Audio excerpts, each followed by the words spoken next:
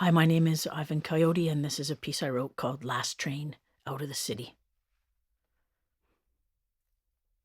In 2011, I got a chance to go to Belfast for a queer arts festival, and largely because those two words, Belfast and queer, do not appear in sentences together nearly enough. I jumped at the chance, and I jumped on a plane, and I found myself telling stories in a small theater in the heart of the city on a Thursday night.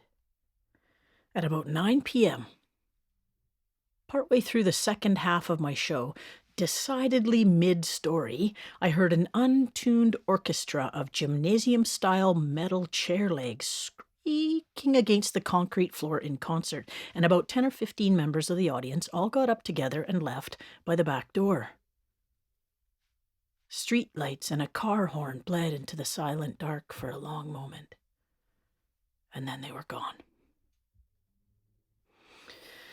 I took a breath, waited for the rest of the crowd to settle for a couple of seconds, and continued, wondering exactly what it was that I had said to offend. The artistic director of the festival shook her head after the show and explained to me what had happened.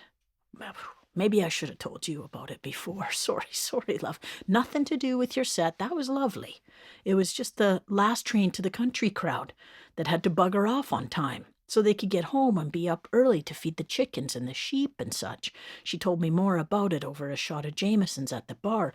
Rural Northern Ireland was suffering from a brain drain of youngsters, she explained, who had grown up in small villages or on farms out in the country but had been pilfered by London or Manchester and the like by the promise of jobs and nightlife and shopping and an end to the hard labor and perceived drudgery of rural life.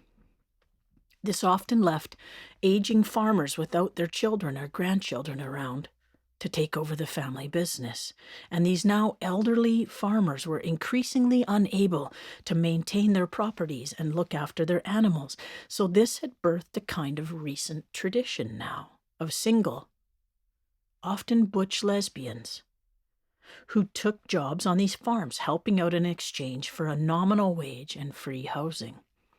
The trade-off in this conservative and Catholic part of the world was that there was an unspoken law that these women should live alone, without partners, and remain quietly in the closet.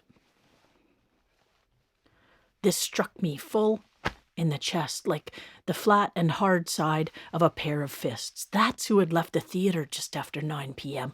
A bunch of butch farmers who had to take the last train out of the city to get back to their empty farmhouses so they could shutter up the sheep and check the chicken coops before the moon set behind the rolling hills of someone else's farmlands.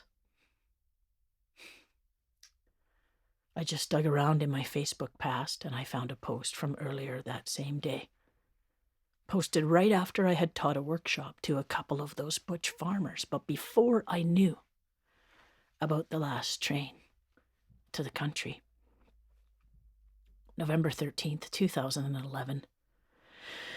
I just finished teaching a workshop, got to see a big old butch with steel-toed work boots on cry quietly in her chair while writing something down. She said at the beginning that she always wanted to write, but never did on account of her terrible spelling, but yet there she was, cranking it out.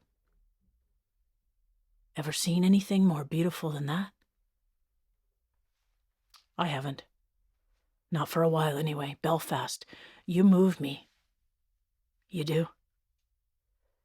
5 years later, I was in Brisbane, Australia at the Queensland Poetry Festival, a dream gig, beautiful venue, warm, humid night, sold-out crowd, standing ovation. There was a long lineup in the theatre lobby after the show, folks wanting to hug or shake hands, buy books, take pictures.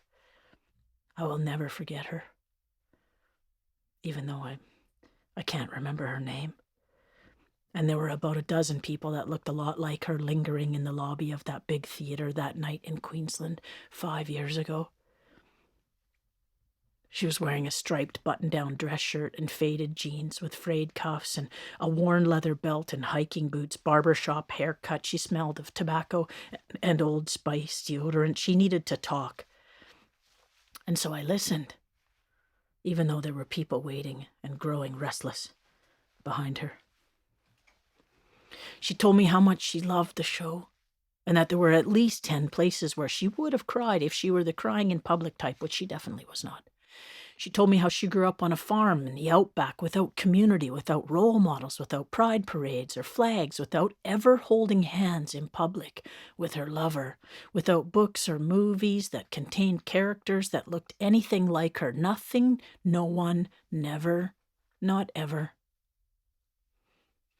She told me that Queensland, of all of the states in Australia, had historically been the most brutal to its queer people. Consensual sex between gay men was illegal in the state from 1895 until 1991. The maximum sentence was 7 years in prison. And that all through the 70s and 80s, which also happened to be her formative years, Queensland was governed by the socially conservative National Party, led by a real piece of work, she said, something Peterson. And during that time, gay men were not permitted to be school teachers, and the government actively used homophobia as a hammer to forge electoral advantages, linking being gay to pedophilia and moral deviancy. They even passed a liquor law, making it an offense to serve alcohol to perverts, child molesters, and deviants, or to allow them to remain on licensed premises. Though most of the laws were targeting gay men, Peterson's homosexual deviance laws specifically allowed bar owners to call police on patrons suspected of being lesbians. Nothing changed legally until 1991, she told me. Imagine trying to find yourself in that climate, she asked, her eyes wet with tears that she blinked to control. We weren't allowed to put posters up or take out ads in the papers that even used the word homosexual or gay or lesbian and transgender. She shook her shorn head. I don't even. They tried to make it impossible for us to find each other. But still, we managed it. But it was dangerous. You understand me? So, for me to see you up there tonight, telling me my story a little, under all those lights, looking a lot like I did 20 years back, with all of these people gathered here, well, I'm trying to even find the words for how I feel right now. Look at us, eh? Here we are. And fuck 'em, I say. Because here we fucking are. You know? So, I've written a few words for those older Irish butches, and the Aussie ones too, and the ones living in a one-bedroom in Barrie, Ontario, and under pandemic lockdown in Pakistan, and an inherited townhouse somewhere in Arizona. All of you. All of us. You might use the word butch or trans man or genderqueer or non-binary. Maybe you are masculine of center or a stud, or maybe you shirk any and all of these labels. All of these are only words. And words are never big enough to hold all of us all of the time. All I need to do is catch a glimpse of you on the street, in the grocery store, in the park, walking your stiff and trembling old dog. And I see you. And I know you are my brother, my sister, my sibling, my family. We belong by not belonging. They have always tried to disappear us, to force us to fit. We have forever been the second left foot, the mother wearing army boots, the bearded lady, the black sheep in the back row of everyone's family photo, the bruised and sore thumb that cannot help but stick out of a clenched fist. We deliver the mail and teach gym class and work the night shift at the hospital and shear the sheep and mow the lawns and answer the phones and take care of someone else's grandparents. They tried to uninvite us to the feminist discussion circles in the 70s, and they ousted our trans sisters from their collectives and shelters and music festivals, too.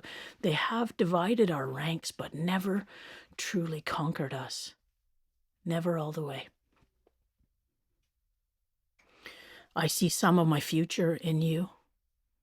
I always have. I want us to gather together somewhere when we are able to again.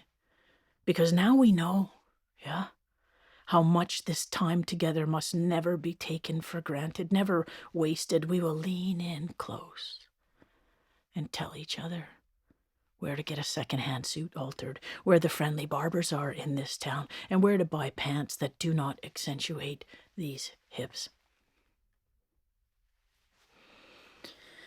I am sorry that we all built ourselves on crumbling foundations and modeled our versions of masculinity on the only examples we were provided, the heroic and stoic and damaged and damaging. On handsome like Han Solo, on our absent or unavailable fathers and our problematic uncles, but I know between us we can help ourselves be better. I want to let the tears flow and talk about the hurt some of us still hide under booze or beards or bravado.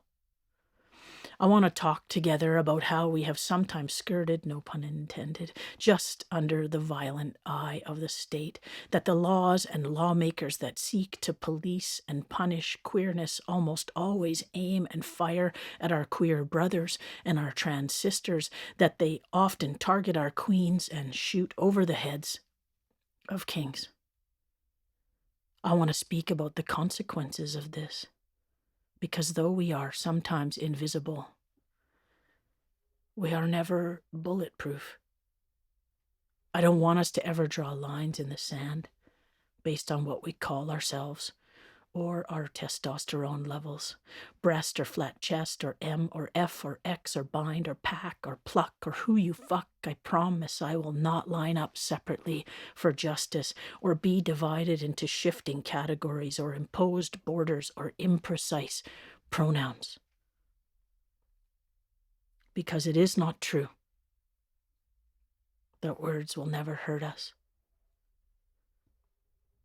Tonight, when you catch that last train out of the city, I want you to know that you are part of a multitude.